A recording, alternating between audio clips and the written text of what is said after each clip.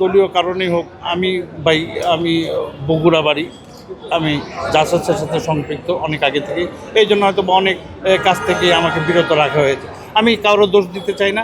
আমার কথা হচ্ছে যে প্রপার কাজ হলে, প্রপার আর্টিস্ট যদি আমরা হয়ে থাকি, আমরা যদি জাত শিল্পী হয়ে থাকি, আমাদেরকে আজকে হলেও নিবে, কালকে হলেও নিবে, ভবিষ্যতেও নেবে ইনশাল্লাহ। আমি এই আশা ব্যক্ত করি, এই দৃঢ় আমাদের কনফিডেন্স আছে যে যারা কাজ জানে তাদেরকে নেবে ইনশাল্লাহ।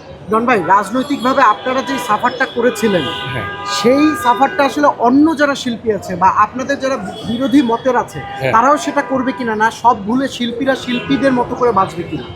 আমার একটাই কথা, আমার ডন একটা সাইন আছে, ডন হচ্ছে যে সবসময় সত্য সুন্দর সৃষ্টির পক্ষে থাকবে ইনশাল্লাহ। আমার কথা হচ্ছে যে বিগত সময় যারা ভুল করে গেছেন, যারা শিল্পীদের সাথে অসৎ আচরণ করে গেছেন, আমরা তাদের মতন হতে চাই না। আমরা চাই আমাদের হৃদয়টা আরও বড় হোক, আমাদের শিল্পীদের হৃদয় আরও বড় হোক। আমরা সবাই